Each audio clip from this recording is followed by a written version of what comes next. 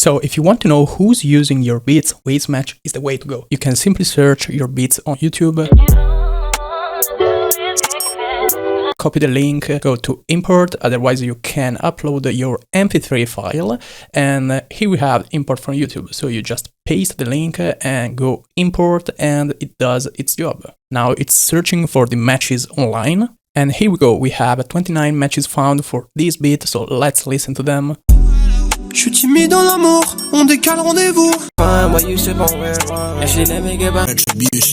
I still believe we never print. Down 2, hit the 3, I'm going for the win.